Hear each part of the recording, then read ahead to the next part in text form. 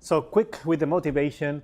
We have discussed the measurement problem in QFT, and because there's a problem with using the usual formalism of quantum mechanics to describe measurements in QFT, as we talked about it. And on top of all the problems you already have, you have the incompatibility with causality and covariance.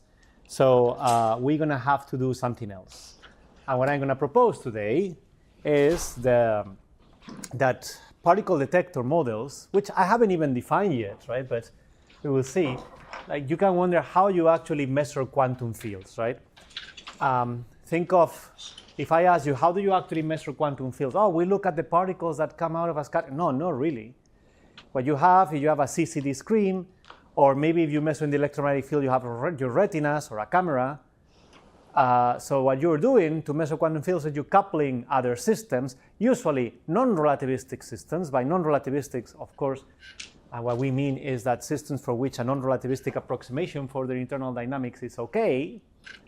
You couple them to the field, and then you read out those quantum systems that couple to the field, right? So that's the idea behind particle detectors. Particle detectors, it's going to be some localized probe of the field. So some probe, I think of a hydrogen atom as a paradigmatic one, for example. So you have a system that's localized with some internal quantum degree of freedom, typically approximately non-relativistic. To make things, if everything is relativistic, then you start running into problems with doing measurements on them. So the idea is to get those detectors as internally non-relativistic quantum systems that couple to the quantum field, so that I have a valid formalism to measure those systems. On an internally non-relativistic hydrogen atom, I can do projective measurements as a good approximation to what I see in the lab. Make sense? That's the idea. So let me introduce, and I'm going to be relatively fast. There's a lot of text. This is more thought of for you when you receive the slides to be able to remember more or less the discussion. But the idea here is that the notion of particle, as we said, is something we have to banish. I mean, even I use it all the time when we talk about it because it's so ingrained in the way we talk about it. But the idea is that this is a quote from Bill Unruh, that says, particles is what particle detectors detect. So if you have a particle detector and it clicks, you say, oh, I detected a particle, Well, that's the idea, is that we shift the definition of particle as something ill-defined, as we talked about. Like, for example, some localized Fock excitation, whatever that means, that doesn't fit in any lab, we're going to shift it to an operational definition, okay? Make sense? Which is in the end what it is, because otherwise particles are just in the mind of some particle physicists rather than in a lab that is actually detecting those particles. Make sense? All right. Let me begin introducing the model called the Andrew DeWitt detector. So the idea here, I'm going to begin introducing the model. We're going to play and understand a little bit the model. And at the end of these slides, I'm going to prove to you, hopefully, that the Andrew DeWitt model is capturing the actual physics, for example, of measuring the electromagnetic field with atoms, right? And then we talked about a little bit how it connects with quantum optics. But let me introduce it very simply. So first of all, the simplest Andrew DeWitt's model, it's a word that is used for a large range of different particle detectors. So I'm going to introduce the most simple one first. And the most simple one, you have a detector, is a point-like system. We will extend that. It doesn't have to be point-like. But in the simplest formulation, it's a point-like system with an internal degree of freedom that couples linearly to a scalar field. And the internal degree of freedom, we call it this monopole moment. Okay? Make sense? The detector has some free Hamiltonian, and that free Hamiltonian generates translations with respect to the detector's proper time, which is well defined. It's a point-like detector, right? The detector follows some word line. The detector carries some internal clock. And the detector has a notion of proper time. It's partial tau. It's the tangent vector to its trajectory. Make sense? So the Hamiltonian generates translations with respect to its proper time. And the idea is that we have discrete energy levels for that. So the monopole moment is some operator mu, which has one feature. It does not commute with the free Hamiltonian. The idea for this is that this detector has to have a notion of time. The monopole moment is something that is a clock. So it has to evolve with the free evolution. Make sense? So it has to induce transitions between states. So it has to commute with the free Hamiltonian. Make sense? Everybody sees that? So in the interaction picture, it's got this kind of look, right? This doesn't commute with that, so this thing will evolve in time. Make sense? All right. So typically, we are going to write for a point-light detector, the interaction Hamiltonian with the field is going to be written like that. Typically, again, prescribed by generating, as written here, generated translations with respect to the detector's proper time, again. If you had to change to a different time, you need to reparameterize the Hamiltonian. That has a gamma factor in front, or gamma minus 1, actually, in front. But in general, if you just write it here, generate translation with respect to its proper time, you have here, you can tell, I wish I had a pointer, I'll use the stick. The ingredients are, you have here the field amplitude is a scalar field, as we saw. You have a monopole moment linearly coupled to it. You have a switching function. That switching function controls how long the detector is coupled to the field. Okay, a switching function that takes values from 0 to arbitrarily large positive values. Okay, and controls for how long the interaction lasts and how sharply it's turned on and off. As we will see, that's very important. And of course, you have a coupling strength. So this tells you how strong overall the interaction is. Make sense?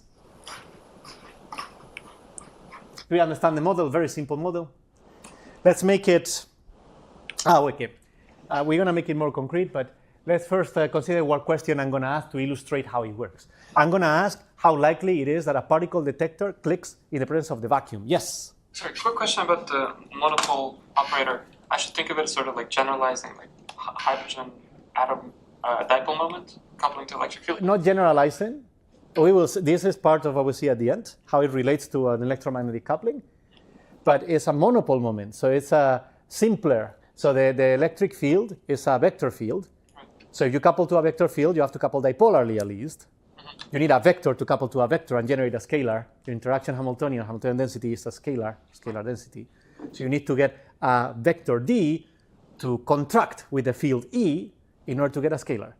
There is a scalar field to begin with, so it's a monopole moment. So far we defined this mu just abstractly, like it comes with the detector proposed. That's right. Is there any like example I could? Yeah, we're going to particularize things. So there's an internal degree of freedom of the detector, and we call it the monopole moment. The only thing that we restrict is very general. We only say that it has to not commute with the free Hamiltonian. Extremely general.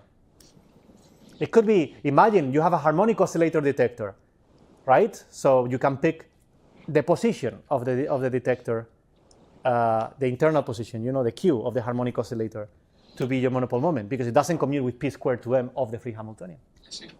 Make sense? Make sense? You could have also picked p as your monopole moment, because it doesn't commute with the 1/2 m omega square x square, q square. It says anything that doesn't commute with the free Hamiltonian. Obviously, practical consideration. It's a particle detector. It's something you should be able to observe in the lab. The monopole moment is your connection to measuring the detector. Make sense? I'll give you an example with a qubit detector. That is the simplest one. But I also, at the end, relate it to a hydrogen atom. And I'll tell you what it is for the hydrogen atom.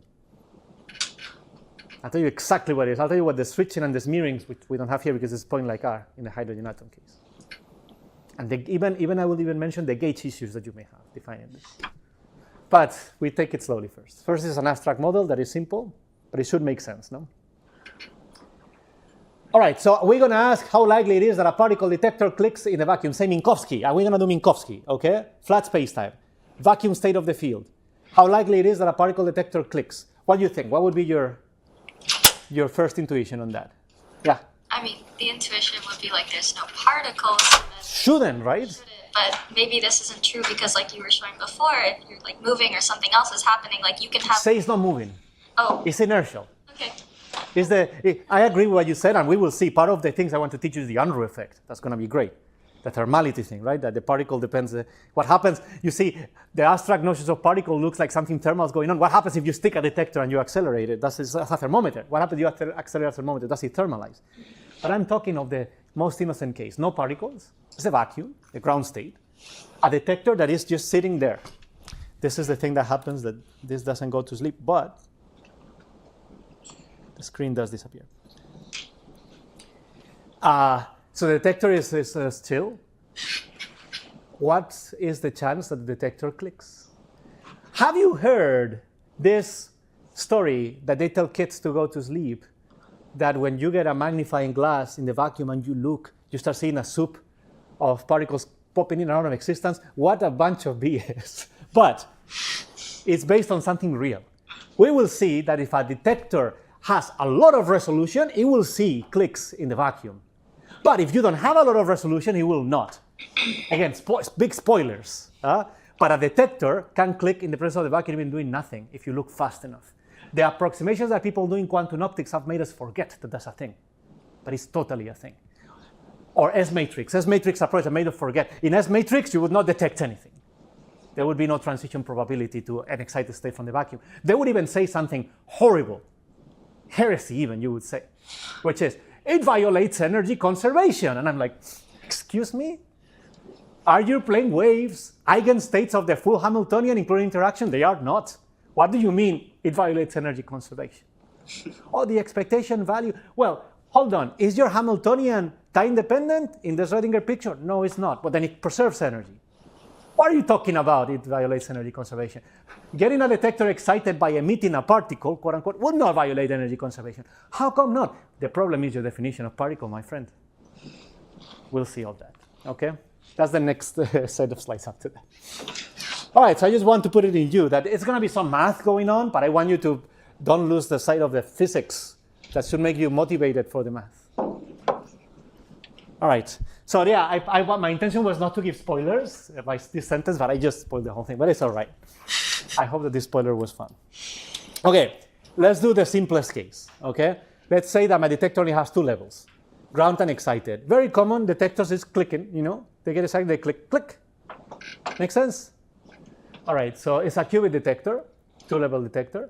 And the idea here is, let me give you that the detector-free Hamiltonian, the Hamiltonian of the detector is just proportional to sigma z, okay? The idea here, I added a multiple of the identity that does nothing so that the energy of the ground state is 0. Make sense? So the ground state has energy 0, the excited state has energy omega. We call that the detector gap. Make sense? Very simple thing. A little qubit with split two levels. This could be many things, by the way. This could be, think of a Josephson junction with some stunted current going on, right? And then you apply an external magnetic field. The current in this direction has less energy than the opposite, right? So it could be many, many things. All right. So of course, those ladder operators you probably have seen, so I don't have to spend much time on this, but these are the ladder operators of SU2, and there's the spin 1/2 representation if you want. And of course, the plus goes to ground, from ground to excited, and the minus goes from excited to ground, and the squares are 0. The squares of plus and minus are 0. Make sense? All right, so what is the monopole moment then? If the monopole moment, what we wanted, we needed to be non-commuting. The only choice, the only restriction is that we want it to be non-commuted with the free Hamiltonian. So you're free to pick any combination of these guys that is non-commuting with the free Hamiltonian. Well, if you restrict yourself to sigma y and sigma x, which is the non-commuting sector with sigma z, right? You could pick any, but in particular, we could pick at a given time 0, say there's some reference time is sigma x, right? That's the idea. That's sigma x. So, in general, in the interaction picture, it's going to have this form. Make sense? The plus is going to rotate with omega, and the minus is going to counter-rotate with omega. So this is alternating between being, well, it's rotating in that plane, right? Around the sigma z axis. That's what it's doing. Make sense? All right. So now let's compute something. Say there's a very reasonable initial state, no? Say that I start with my detector in the ground state and the field in the Minkowski vacuum. Completely uncorrelated, obviously. Detectors should be completely uncorrelated. Otherwise, what kind of detector? If they get correlated, it's through the interaction, because that's the measurement. The idea is that they will get correlated. So measuring the detector will inform me about the field. So I start with that initial state. And the idea is to check if the detector will get excited or not in the presence of the vacuum. Make sense? All right. Time evolution then. I'm going to do a perturbative, this is a Dyson expansion that you have seen 1,000 times, I'm assuming. Let me know if not, but this is the Dyson expansion. So the idea here is that you can write exponential of the Hamiltonian coupling the field and the detector in terms of an expansion, a series expansion. U1 is just the integral of the Hamiltonian, whereas U2 is the integral of the time order integral of the Hamiltonian twice, and so on and so forth as you see U3, U4, U5. Okay? Yep. If both of the limits on the equation 2 goes from minus infinity to infinity, shouldn't you have a factor of 2? No. The factor of 2 happens if you don't have the time ordering and you're doing an expansion in Taylor series. No factor of 2. The one thing that I would say, in fact, the factor would be 1/2 because you're adding one ordering and the opposite. Okay. But yeah. So notice that the integral from minus infinity to infinity, we are not in S-matrix regimes despite that. The time limit, the localization in time is prescribed by the switching function. The interaction is going to be on and off at some point in time. Make sense? As we will discuss it. Make sense? All right. It's very common in quantum mechanics and in other places sometimes to write something like 0 and a t. That is criminal. Welcome to the world of divergences if you do that and you don't think about it. And we will discuss why. The instantaneous states are a particular case of what I'm going to tell you here, and they tend to be not well defined. But we will just a little bit of the switching function is a way to be careful about the switching on the preparation and the measurement. All right. So, of course, we expand so we have time evolution. The state of the detector is get the initial full state of the detector and field, evolve it in time, and trace out the field. That's how you get the partial state of your detector, right? So you can expand perturbatively, and that would be the ground state plus corrections. I don't know how much you know about the Dyson expansion. Do you guys know that the Dyson expansion, all the corrections are traceless? Well, I'll tell you now. It's a little theorem that you can prove very easy, or I can tell you where it's proven if you want. And that's actually pretty cool because the Dyson expansion, you would say, what is the trace of your time evolved rho? Well, it has to be 1. But if you do a perturbative expansion, in general, you would think, well, it's not guaranteed that it's 1. It could be 1 at the order of perturbation theory that we are considering, right? Maybe it's 0.99, but then the coupling strength is 0.1. You know what I mean?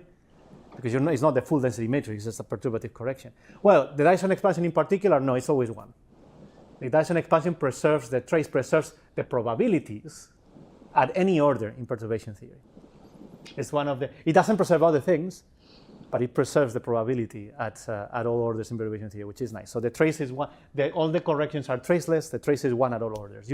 Sometimes you see people renormalizing after doing Dyson expansion, that's something wrong, because the rho has trace 1, okay? At any order in perturbation theory. Okay, cool. So, we need to compute the leading order correction, well, the linear correction. 1 is proportional to lambda. And we would have the second order correction that is proportional to lambda squared. Make sense? For the leading order correction, only U1 participates. For the second order correction, you have U1 squared and the native U2 terms. Agreed? Okay.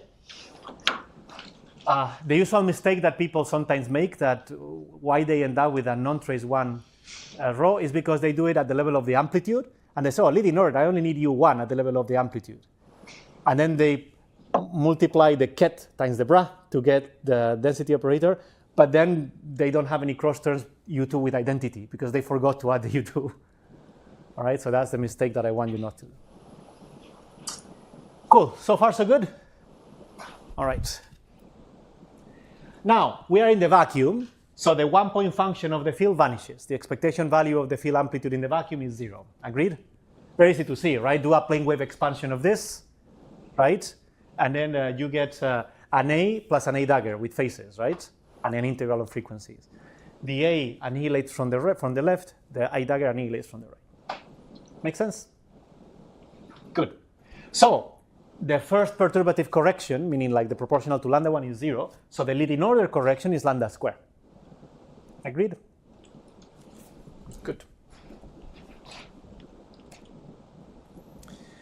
Okay, so we're going to evaluate each term independently. Let's do first the order 1 square, and then we do the native second order. Make sense? To be honest, we would not need, if we use the information I gave you, you could already tell me you don't need the second order one. Why? Because look at what we're going to look at. We're going to look for diagonal terms, right? The initial, if you use the basis ground excited, the diagonal first term is the probability of being in the ground state. The second diagonal is the probability of being in the excited state. And because I already told you the Dyson expansion preserves the trace, you just need one of the diagonal elements, not both. But we're going to do both, and we're going to show that they're the same, that there's one minus the other, okay? Just for fun. Okay, makes sense? Let's compute this guy first. All right, so U1 is just that. Cool, so substitute inside of the trace, substitute the interaction Hamiltonian. Remember, interaction Hamiltonian was the coupling strength. You have two of those, okay? One for each Hamiltonian. And then you have the Hamiltonian here. Ah, that's sad. Okay, I think I put the lambda inside the Hamiltonian, so sorry for that. I will correct that. But I wanted to explicitly write the lambda. This would be hi divided by lambda if you want. Make sense? Sorry about it. You see what I mean? Substitute the Hamiltonian. Well, that shouldn't be there. You just substitute the Hamiltonian. I will correct that slide. Okay. That's what happens when you copy and paste expressions and so on. All right, so we separate the detector and the field's parts. By separate, I mean put them on one on the left, one on the right, okay? So you substitute the Hamiltonian, of course, you get two lambdas, you get two switching functions, you get two time integrals, obviously, so U1 from the left, U1 from the right. And then you get the field on the left and the field on the right with the different variables here. Make sense? Now we realize that this thing is one of our friends, isn't it? What do we call this guy? Oh, the 2 point. Oh, the Weidmann. The Weidmann. Actually, not quite the Weidmann, even better. It's the Weidmann. Weidmann depends on Tx, T prime, X prime, right? Depends on two space-time points. It's the Weidmann pullbacked onto the trajectory of the detector. Remember, we introduced the pullback when we talk about KMS, right? Okay, this is pullbacked to the trajectory of the detector. Make sense? Cool. Now we can evaluate. So we have this. We have this guy here, right? We can evaluate it by substituting mu by the qubit case, right? By that monopole moment, and we find out that, of course, what you get is this guy. So the minus acting from the left with excite, the plus acting from the right with excite. They have different signs of the phase, and each of them, one goes with tau, the other one's got tau prime. Make sense? Good. Okay, put everything together, and you get this guy.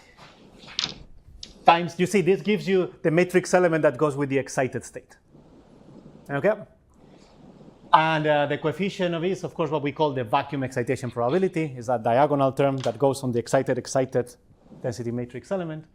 And you have here the pullback of the Weidmann function on the trajectory of the detector. Make sense? Did I?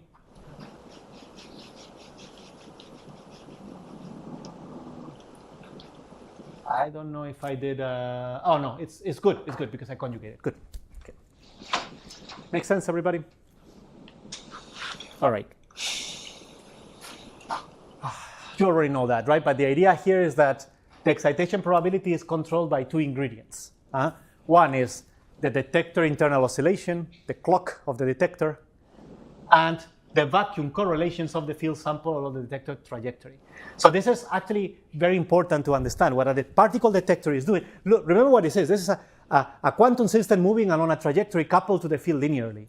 So what a detector actually measures, a particle detector is not measuring particles. What is the detector measuring? The detector is, okay, it's later. The detector is measuring the correlations of the field along its trajectory. See what I mean? The first order response is literally, I'm proving the 2-point function of the detector. and I am convoluting that, my response is going to be something, it looks like a Fourier transform, hopefully you see. This guy is going to be time translational invariant. The detector is going on a stationary trajectory, right? So this is going to be a Fourier factor on something that depends on this difference only. So it's like the response of the detector is the Fourier transform of the 2-point correlations of the field along the trajectory. It's kind of cool. That's what detectors are measuring. So a really good thing, good way of thinking of detectors, like, oh, maybe a detector just absorbs a detector is probing the correlations in the field and giving you the Fourier transform with an internal clock as a time scale. Yes? On the projector formula was the integral. Can I think of somehow like some holonomy around some area or something like this? Because it's like a double integral where you have time and time. There's some path to it. I don't know. Is there? You totally can. Yes, 100%. And I think it will become more clear when I show you the covariant version of this a little bit. Okay. Okay, but what I want you to get is that the response of the detector leading order is just a Fourier transform of the correlations in the field. And that's truly what detectors measure. Any detector. Any detector that can call themselves detectors and still be proud of it. They will be Fourier transforming the correlations in the field along their trajectory. Cool. So, okay, we can compute now. We did the leading order one. The leading order, sorry. Same order. The U1 square, second order contribution. Let's do the native second order contribution U2. Okay? So that one, you have the time order integral of 2 Hamiltonians from the left. You also have the complex conjugate of that from the right. Okay, same thing. You act with the different operators and you get this guy here. You can see as well that this is going to be a Weidmann as well. Agreed? Because this is nothing but the expectation value of that. But with a time ordering. So this together with that is actually you guys remember? What is this times this? Oh, the Feynman. The Feynman propagator. So the U2 one, I write it always in terms of the Weidmann like this, but if I were to write it, this is nothing but the Feynman propagator, okay? So U2 goes with the Feynman. U1 square goes with the Weidmann.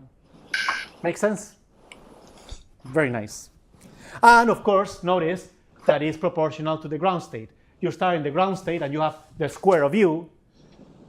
So minus square and plus square is 0. All that survives is the product of the two. So it raises you and lowers you again. Okay. Cool. You have to add the adjoint of that. Of course, you have both. If you add the adjoint and use the property of the hermiticity property of the Weidmann function, you end up, you know that this is this. And if you add the two contributions, look how nice. You get this, and now you notice why I never wrote the Feynman, I wrote the Weidmann, because when you sum the two contributions using this property, you end up this being the same quantity as before, minus p with a negative sign minus p, GG. So if I write the second order, the detector as second order, I have the 0th order, which is the GG original one, plus p, the excited projector, minus p, the ground projector. So you can tell this is trace 1. If you believe my theorem, that was guaranteed. So computing U2, there was no need. I already knew what U2 would do. Make sense? But you don't have to believe the theorem that I can give you the proof of. You can see already that this is traceless. It will be true in general. It's a property of the Dyson expansion. The corrections are all traceless at leading order in perturbation theory, at any order in perturbation theory. Make sense? Okay, so we just computed that the detector will end up, right, after interacting with the vacuum, a detector in the ground state interacting with the vacuum would be some classical mixture of ground and excited. Make sense? With some probability of getting excited. Well, maybe not. We have to compute that probability. Maybe it's 0. But at least formally, that's it. Yeah? And the interpretation here, the p is just a number. It's a number. Evolving for like infinite amount of times, from negative infinity to infinity. Some enough. So you have a switching function, remember? And the switching function will have some support, maybe compact support. We'll spend time talking about that. So if you have compact support, it's evolving only on the support of the function. I see. This is a generalization of from 0 to t. Because you can pick, for example, a heavy side switching function, and that would be from 0 to t. I see. Well, top hat. Yeah. But you can pick some other things, and that's going to be important. Yes? Does the the field state get entangled with the detector state? Totally. You see, this is a mixed state. You started with a pure state, now you have a mixed state. So that means that the detector gets entangled with the field, 100%. In fact, that's how any detectors that start in a pure state extract information from a field in a pure state, by getting entangled. So then, does that mean that like if you measure an excited state, does that like collapse the? The right word, yes, but no, meaning like, remember, we hate the word collapse in the sense, but what we would be is that if you PVM the detector, you're gonna POVM the field. Okay. With the dilation theorem that it gives you exactly the POVM that's on the field. Now, I'm gonna give you another spoiler. Turns out that, again, measuring the field is bad, as you know, you introduce causality issues. If you measure the detector, as long as the detector is local enough, then the POVM on the field is one of the good ones. You still have causal covariant behavior. That's the nice thing. So what you said is like the right, is a mechanism that gives you a way to measure, update the field state in a covariant way. Okay. By PVMing the detector. And that's a big spoiler, but that's the cool thing. This is, I got into, remember I mentioned several approaches to the measurement problem? That's the one we pursue. Particle detectors being measured, quote unquote, with many, many quotes, collapse the state of the field without breaking covariance or causality. So nobody has to shoehorn, but faster than light information. No, it's a QFT. Make sense? Cool, cool. I'm very excited about that. I'm going really fast too, but you are familiar with all this stuff. This is basic quantum mechanics applied to this case, no? But if not, please do let me know. Okay, so we're in Minkowski, right? So what we need to do to evaluate this probability is substitute the Weinmann function, right? You've been doing a lot of Weinmann function training and stuff, no, in your tutorials. And how are you liking those? They are tough in a way, but they're fun. My kind of fun, anyways. Distribution theory kind of fun. Anyway, so we can evaluate it in the, if you work in free space, it's much easier, right, than in position space. In position, it's better to understand what it really is. In momentum, it's easier to compute many, many times. Not always, okay? Sometimes both are useful. But this is really easy to evaluate. I mean, we already knew, because we studied complex structure, we already knew that we can write the Weinmann as the sum of the product of the plane waves, right? One and one conjugate, which is that. That's what it is. The plane wave associated with the complex structure of the Minkowski quantization. If not, you can do it like, I'm going to say brainlessly, but I don't mean brainlessly, right? You can do it in the algorithmic way, which is expand the field in the plane waves. That's an A and an A dagger. This one, only the A dagger one survives, so the one that goes with the plus omega in the phase. Here, only the opposite one survives, okay? So you have the product of the two, you have two integrals, and then you have to commute the A and A dagger, and that gives you the delta that cancels one of the integrals, right? And you end up with only one integral in momentum, right? Either way, this is so this is a field of arbitrary mass, right? A scalar field of any mass in Minkowski. This is the Weinmann function. Make sense? Which you also maybe know now or are in the process of knowing that in the position representation would be something like a finite part plus some singular contribution. But okay, cool. I actually explained how to compute it here, but we don't need it because we did it just by talking. All right, cool. So we substitute the Weinmann function in P to evaluate P. So P ends up being this guy here. Oh, yes, that's good. This guy there. So let me define the Fourier transform of the switching like this. Maybe you like another one. Maybe you like the 1 over root 2. Let's get constants out of the way. And the 1 root 2 is nice. It's the unitary one. The inverse and itself is the, but let's do this one for simplicity. So if we substitute that in this expression, we can see already that what you get here, the double time integral, it's a Fourier transform, right? Look, time Fourier factor transform of the switching. Agreed? These are two Fourier transforms, and one is the conjugate of the other. Agreed? So what you end up with is that P becomes an integral over momenta of the modulus square of the Fourier transform of the switching function evaluated in the sum of the momentum frequency that you're integrating and the gap of the detector. Make sense? Now we can start interpret spoilers, but spoilers for like people like you. We can see some things already. Maybe. We have to be careful. All those things, there's the physics, where you can just say things, and there's the math, where you notice that you have to be careful. And then there's the physics coming back and say, okay, what does it mean in physics to be careful? So we'll talk about that, something called the adiabatic limit. But you can tell already, what would happen if the interaction is on forever? Say that the detector has been interacting forever with the field, okay? What is the Fourier transform of a switching function that's on forever? Delta. A delta, right? Agreed? If it's a constant switching function, the transform is a delta. This is an integral over something like a delta. You can tell already that there's some divergence. Not surprising. It's on forever and leading order. But it's something like a delta with a positive argument. Agreed? What is the delta of a positive argument integrated over the whole thing? It's 0. In order to cross the delta peak, you have to go through a 0 of the delta. Agreed? So this delta. So this is physics, huh? Mathematicians be scared, or scared or outraged. We're gonna do it carefully next, huh? Don't worry. But you can tell already by physics that if the interaction is on forever, most likely this is gonna be like a delta of a positive thing, which will never cross the 0 when you integrate. Agreed? So a detector that is on forever, starting in the ground state, in the presence of the vacuum, will not click. The probability is 0. Make sense? Yeah. So I'm a little bit confused. So the Fourier transform is a delta, but why do you say that it's not going to click? Because it's a delta of you have to integrate over k. Yeah. And this argument is always positive. Ah. So you never cross the delta, the 0, where the delta does something. The delta is very boring, except for 0. I see. Make sense? Now, if you were to cross it, you can wonder, but it's delta squared. That's delta of 0. What the heck? Yeah, of course. That's what I mean by you need to be careful with these things. But you can tell as a physicist already that a detector on forever will never click. Agreed? But what if the detector is not on forever? Well, then the Fourier transform will not be 0 in general, or delta in general, would be something else. And if it's something else, this probability is not going to be 0. So a detector that is on for a finite amount of time, very realistic.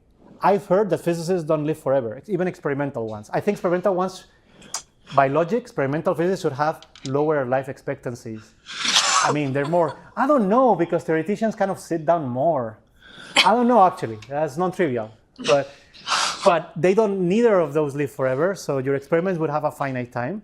And certainly, if you do and what are the time scales that control that? Well, it's going to be the omega minus 1.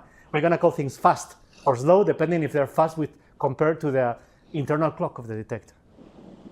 Again, I'm anticipating we're going to see all these things. I'm not going to wave my hands. We're going to see them, huh? But I want to make your canines grow, with this. Make sense so far? Cool.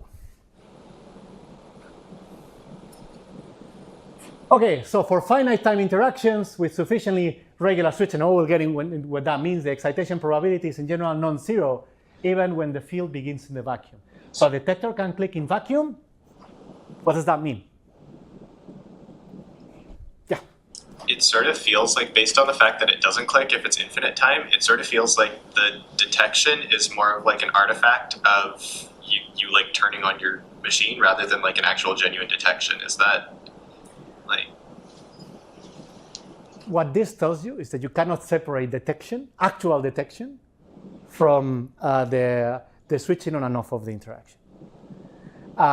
Because you are not, the thing is coupled, so it's, if you want, parametric coupled to the field, right? In a real experiment, you do have a time resolution. I don't care how you do it, but there's a beginning and an end of the experiment. So yeah, you can view it like that, but let me tell you that it's going to be intrinsically extremely difficult to separate what it means one and the other. Yeah.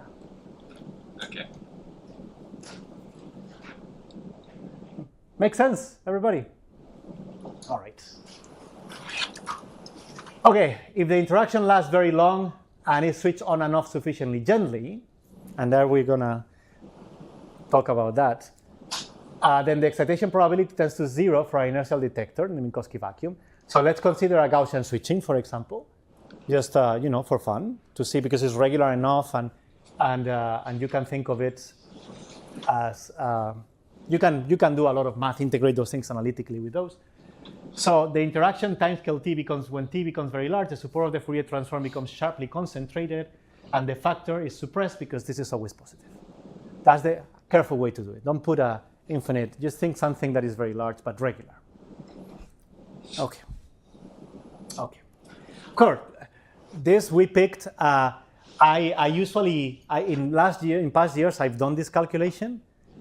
I decided not to. I can point you to the paper where it's done. It's very easy to see that if you consider detectors in different inertial trajectories, you get exactly, it's a change of variables and the integrals are the same, which is related to the fact that the vacuum is Poincare invariant.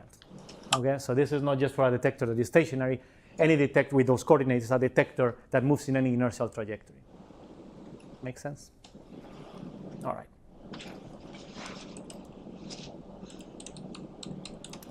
Okay, so far, before getting into more details, what we found is that the detector response to the vacuum is related to the Fourier transform of the switching. You can think of that as, oh, you're perturbing the thing by switching, but you can think of that, oh, this is the form factor of my detector. So this is what observable of the field my detector is probing. So changing the switching tells you with what resolution you're probing the field. You can put, this will be more evident when we do switching and smearing, but you can put the switching into the field and then say, no, this thing is, I'm not doing any switching on and off. I'm just probing a local observable of the field. See what I mean? So that's why it's, in a relativistic setting, it's intrinsically impossible to separate the two statements. You are literally probing a local observable of the field. Okay, so even the vacuum can produce detector clicks or finite time interactions. And of course, the shorter the time scale of interaction, the larger the number of clicks, the higher the probability of detection, of excitation. Make sense? Again, think of this BS intuition of if you zoom in, if you get more time resolution, you're going to see particles popping in and out of existence. And you can tell them, oh, is it that because in order to, that's the Heisenberg magnifying glass, right, the microscope. Oh, it's because when you are resolving more, you're putting more energy into the system. And this is Minkowski. The notion of energy makes sense. In curved spacetimes, what's the notion of energy? So interpreting this is very fun. Let me tell you that. Yeah. In the setup of this story, like, what is the field? Like, do we Scalar field. give a boundary condition for the field at time t? You could, but you don't have to. So how do It's in the vacuum state. Oh, it's just a vacuum state, and we let it propagate from minus infinity to infinity, and we see if it clicks. Right. Yeah, detector is in the ground state. Field is in the vacuum state. I see. That makes sense. Make sense? Okay. Okay, point light detectors are fun and all, but you have two reasons not to stay there only with point light detectors. They're really helpful, by the way, because they're extremely local. But first of all, in reality, nothing is truly local like that. Detectors are extended in space too. Second, a point light detector, we will talk about that, but a point light detector has its issues. For example, in 3 spatial dimensions, the response of a point light detector, if the switching, for example, is sharp, if you do the usual thing that people love, it's really kind of funny because some answers that you get sometimes is like, but a hydrogen atom is always interacting with the field, it's not switching on and off. Well, that's not true to begin with. You can have it in a Faraday cage and open it and prepare, measure, but people are happy with, they don't like sometimes switching functions, but they're happy with, oh, we evolved from T0 to T. And they're happy with that. They don't ask you anything. But that's a particular case of a switching function, isn't it? It's a top hat switching function. A top hat switching function will be divergent for point light detectors in 3 dimensions or more, 3 spatial dimensions or more. So adding smearing is related to the fact that detectors are physically finite size many times, but also a regularization, way of regularizing some divergent behavior, some non-regular behavior of the detectors. You have to pay a price, because if I extend it in space and I only have 1 degree of freedom, my detector suddenly is coupling to the field in different points with the same degree of freedom. Those points they're going to be some in space like separation. It's a tube now. So your detector is going to maybe break a little bit causality and covariance. And then you need to worry if that's okay or not. Okay, but that's a story that comes after. Let me first introduce this. All right, so once again, let's study now a smear in space detector. So detector are rest in an inertial frame, flat spacetime, in the vacuum for the field, and some spatial profile. Okay, So let me introduce a smearing function. I'm going to have an L1 normalized smearing function, meaning that, well, it has to be, on the one hand, that means that f has dimensions. And the dimensions are going to be 1 over the element of spatial volume. You can tell here, because it's L1 normalized. Make sense? So this thing is dimensionless. Agreed? That makes sense, and that's the way it should be, because you want to treat the smearing function, unlike the switching, that you are free to choose it wherever you want and make it big and make it large. This is a density for the detector. So you're smearing the detector. You only have one detector, you're smearing it. Makes sense? You cannot add more strength to the interaction just for smearing a detector. Make sense? Okay. So what we have now is this. You have a detector, and in general, you no longer have the pullback version on the field, right? You have the integral of every single point as long as it's within the support of the detector. So it's like a point-light detector per every point in the detector, but coupled to only 1 degree of freedom of the detector. Make sense? If it were 1 degree of freedom per point in the detector, that would be a field. But instead, we're doing a particle detector that is a single degree of freedom coupled to, you can think of the product of these two as a space-time smearing. It's coupled in a region of space-time. Make sense? In fact, in the covariant version of this model, you write a lambda of space-time, which defines a region of space-time where the detector is coupled to the field. Make sense? Cool, of course, you recover the point-like limits by taking a delta smearing. Make sense? All right. All right, so we repeat the same calculations as we had before. The difference is that instead of having the pullback Weidmann, now you have the full Weidmann integrated over all the points of the detector. Make sense? So it's very clear here that you have a space-time integral on the space-time smearing of the detector. Make sense? So you see, now I can say, oh, put these functions and these functions with the fields, and I'm probing local elements of the local algebras of the field. And those functions define the elements of the local algebra. So the switching and the smearing, do they belong to the detector, as in like you're switching on and off, or do they belong to the field as these are the elements of the algebra I'm proving with a particular protocol of switching on and off?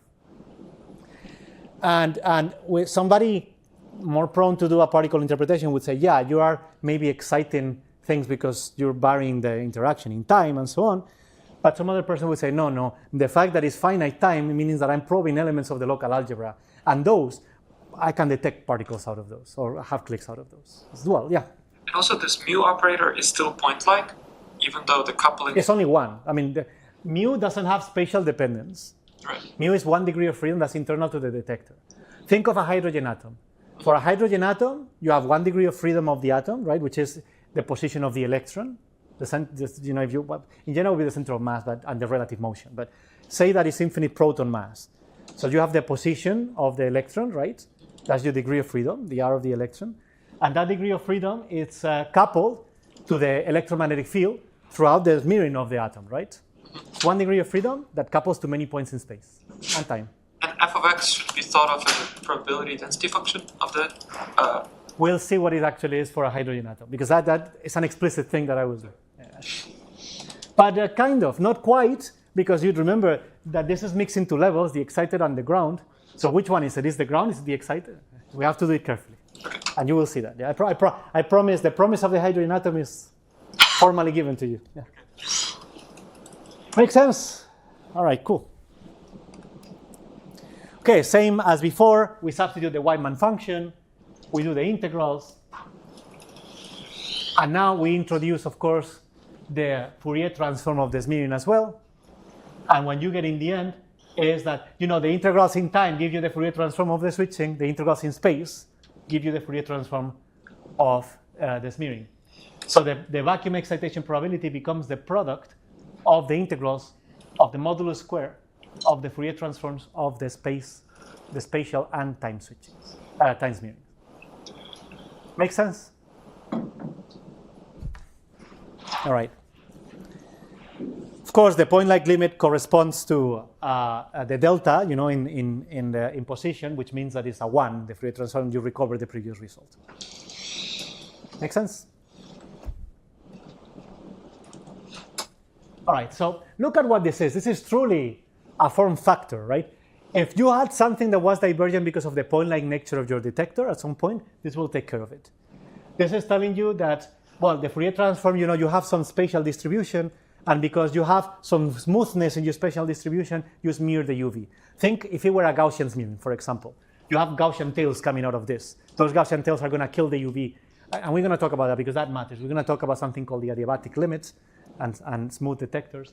But you can tell already that this is going to kill the UV. This is responsible, both the Fourier transform of the switching and the smearing are responsible for the detector not being able to see trans-Planckian physics. The UV is suppressed, as it should be. Any detector of finite energy scale has suppression in the UV. It comes through these factors: the time resolution of the detector and the spatial resolution of the detector. Make sense? It's not a bug, it's a feature. It's that you can think of it as the budget of the experimentalist. How much can the experimentalist resolve time and space in building a detector? Make sense? More money, more resolution. Can you have infinite money and have infinite resolution? No, for several reasons, economical and physical. If you have infinite money, then you are going to have infinite energy, and the whole thing will start curving space-time and swallow you with it, right? So, yeah, you always are limited to a finite resolution. Most likely before you enter trans-Planckian, so whatever quantum gravity effects, you would be killed by that stuff. Maybe you get some quantum gravity transients, and that would be interesting, but also not for you because you're dead now. Anyway. All right. All right, so I have a lot of text that, because of time constraints, we can discuss it later. Let's talk a little bit about switching functions. Okay? I gave you like the basic scheme, the calculational approach. No, I introduced some things, but basically this is how you compute. It's very trivial. If you have this kind of coupling, this is the kind of time evolution you get. Okay. Let's see what happens when we consider. Let's do particular cases right now. Let's consider star switching. This is what people love. Well, what people don't ask questions about. If you say, "Oh, I have some initial state at t0, and I have some final state at t0 plus 2t." That is what I have here. Then people will be okay. Just I put that in my integral limits, and that's fine. No? Most people don't complain. Let's say that. You go to Peskin and Schroeder, and Peskin and Schroeder has that before going to the S matrix limit. Okay. All right. So remember that the response is given by this Fourier transform, right? Of course, the field, the Weinmann contributed with a 1 over k in here, 1 over omega k here. Then you have this Fourier transform. And what is the Fourier transform of top hat function? Star switching. Who remembers that? Sinc. It's a sinc. Right? Very nice. So it's a sinc function. Okay. The decay of this Fourier transform is 1 over omega.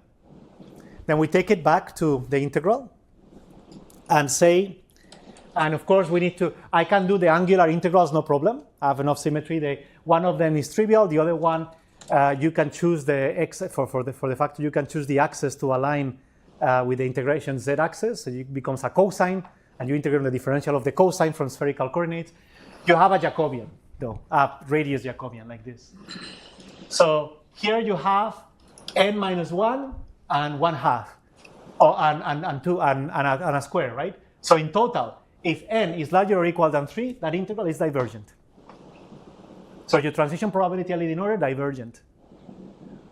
So you see, the sharp switching may work for low dimensions, but the moment you get to 3 spatial dimensions, it's divergent. Sharp is bad, and it kind of makes sense, no? Because a point like you're probing, point like you have infinite time resolution, spatial resolution of your field. Now you have to reduce the resolution. You are hiding a lot of resolution in the fact that I say, no, I turn on at time t. Yeah, you have a clock, you have blurry time, but then I'm saying that I'm infinitely precise to switch on. Yeah. To me, intuitively, that should be a problem in n equals 2 as well. But why is it not a problem in Epicus? It's regular. I mean, the things that we'll talk about it a little bit. We'll talk about what I define as the adiabatic switching. But I can answer physically. That's the thing. When physically would be what you just said. Oh, sharp switching is just too strong. You introduce a lot of noise by switching. You want a signal. You want your signal to be close to reproducing what the field is doing. By doing a sharp switching, you're probing something. You're introducing a lot of noise. The noise could be infinitely bad in 3D. It would not be as infinitely bad in 2D. I see. So you win something, clarity in the interval of time that you're probing. You lose noise. You lose the fact that you have that. If you didn't have divergences, maybe it would be okay. Another way, you are probing an element of the local algebra that is really not of the kind. Remember, well, you don't remember that because we haven't seen algebraic QFT. But to define elements of the local algebra, there are conditions on the smearing functions that have to be smooth, related to some things, for the algebra from the spectrum to be right, and so on. You are probing a very non-physical observable. That makes sense. Too violent of a switching. By the way, this is just the volume of the sphere, but whatever, like to have it dimension dependent. There is a bonus exercise in your tutorial, I think, or your assignment, I forget which one, that is about computing the Weinmann, and you have those volumes and so on. Do it for fun if you find it fun. When I'm going to be away in May, but when I come back, if you guys are around here, we could book, I can talk to Irini about that, we can book a session to discuss things if you want, like a brainstorming session and discussing things after you digested all the course content. And I can also show you the textbook and writing on that stuff, where the answer to all your exercises is. All right. Okay, so the reason for the divergence is that the Fourier transform of a discontinuous function decays too slowly at large frequency. So for sharp switching, the decay is essentially that. So that's not enough to suppress the ultraviolet behavior coming from the field contribution when the spatial dimension is high enough. Again, waving hands. So the corresponding integral will be divergent.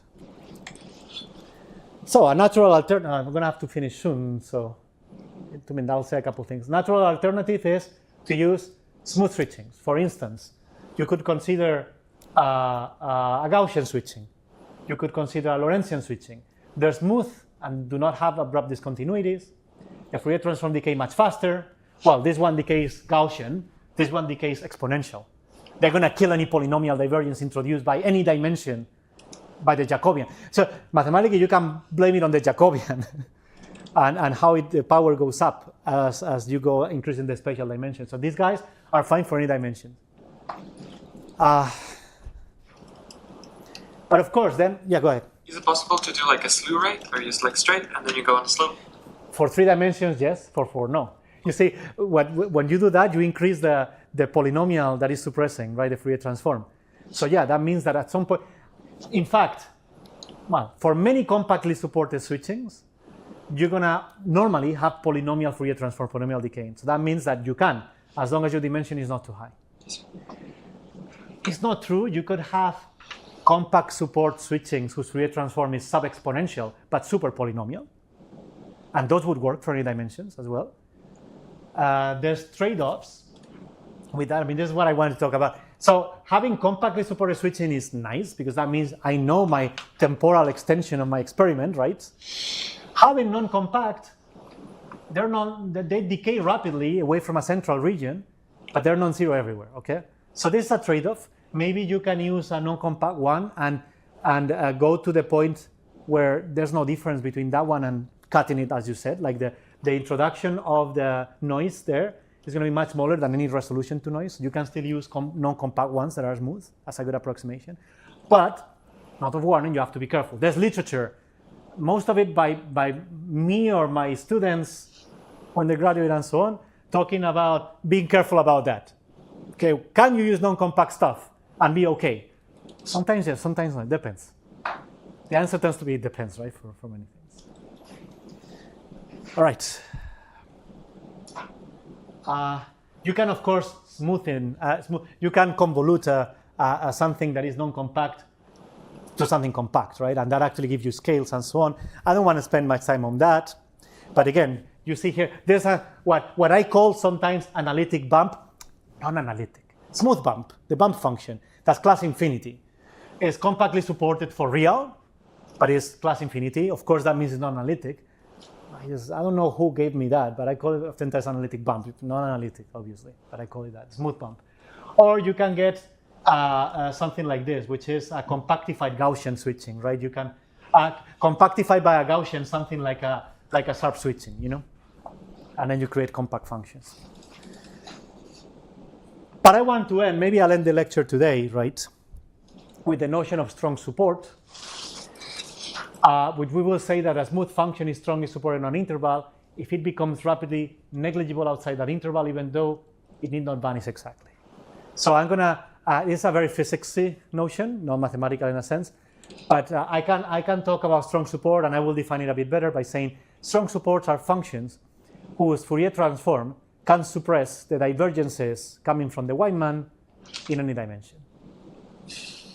And they also have to have one scale only, like they have to peak at some point and be zero elsewhere. Make sense?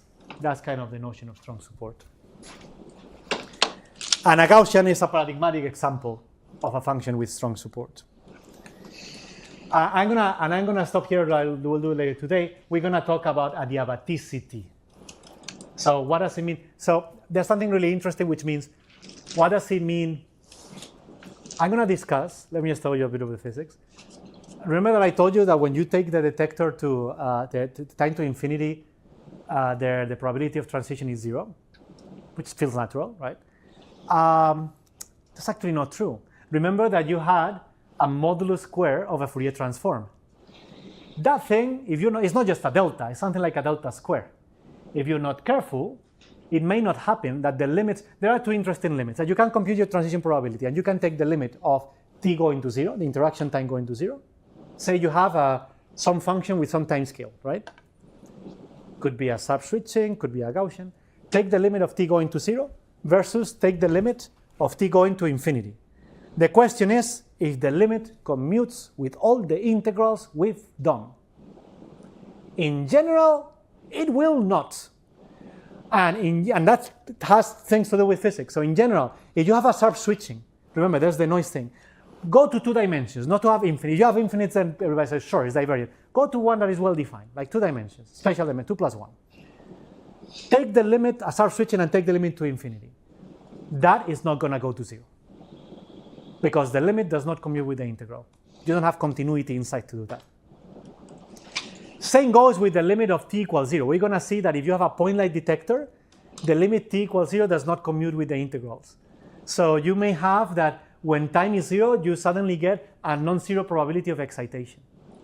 That's wrong. Nothing should happen in no time, right?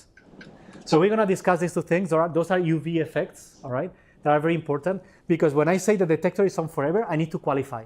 The detector is on forever, but switch on carefully. Meaning I need to think of on forever as switch on carefully and then take the duration to infinity. If I switch on violently, I take the duration to infinity, then my detector is still going to detect particles. So we're going to discuss something called the adiabatic limit. And once again, these are ingredients to do cool things with them. This is understanding the models to do cool things with them and interpreting them. So it's important to understand what goes behind, even though if it's a bit boring to do the math as we're doing. Hopefully not that much, but there's a lot of physics behind. Yeah. For this coupled system of a quantum field and a detector, is there a notion of an energy gap between the collective ground state and the first excited state? Non-trivially. You can renormalize if you want your field to find the corrections to energy that a detector does. But keep in mind that we're going to work in something that is an enhanced S-matrix picture. So you have a switching that is only non-zero in a region, and a smearing that's only non-zero in a region, and you may have the notion of processing regions. Like far in the future when the switching is off, and far in the past when the switching is on. You do the preparation in the far past, you do the preparation in the far future, the measurement in the far future, and the interaction happens in between. So when you do the measurement and preparation, you have free fields. See what I mean? And the thing is that you only measure the detector, and the detector only interacts for a finite time. So it's not that you have to make the measurement in finite time. It's enough that your detector coupled to the thing for a finite time, and you can take your time to make the measurement on the detector. See what I mean? And then you can do post-selection on that measurement. So that should not be a problem. I mean, you could do it. You can think of what is the dynamics of the interacting theory that is a detector coupled to a field. What is the ground state of that, and so on and so forth. But that's not the idea. The idea is that I have a free theory far back. I couple a detector for a finite time. How long it took is the detector time scale. and then I measure the detector later on. Very much what you do in a lab. If you're doing a femtosecond experiment, you as a person are not doing anything at a femtosecond scale. You have something that happens in femtoseconds, and you later on you process. So that's what we're gonna do. So in that sense, we don't need to care in this case. It's a cool question, but for the purpose of measuring a field, you don't need to really care about that because you work asymptotically. Now, it's better than S-matrix because you're not taking the interaction duration to be to infinity. It's a more general thing than S-matrix. S-matrix, usually the interaction lasts infinite time. Here we have finite time and finite spatial duration. More later today. Hopefully, everything following okay? Right. I promise that we're going to use this, and I will certainly, at the very, very least, we'll see in depth the Andrew effect. But we need to understand these models to understand the Andrew effect. Because the Andrew effect was, it's kind of weird, in the sense that, you do a Bogoliubov transformation associated with two complex structures, two people quantize the field differently, and suddenly vacuum is thermal. What about physics? What about I get a thermometer and accelerate it? It's going to measure a temperature in the vacuum. These are going to be our thermometers, guys, the detectors. We're going to ask if this detector goes to a given state when interacting with the field for a long time while accelerating. And once we answer that, if the temperature of that given state is actually the KMS temperature of the field associated with acceleration. That will legitimize in the eyes of a physicist that the notion of KMS temperature, in a case where Gibbs is not well defined, makes total thermodynamic sense. The zeroth law of thermodynamics will guarantee, I put a thermometer in contact. Also that temperature better be independent of the thermometer. If it's true thermalization, cannot be that different thermometers measure different temperatures. Temperature is temperature. So this is one application case where we're going to see this working really well. Okay, cool. I'll see you later today.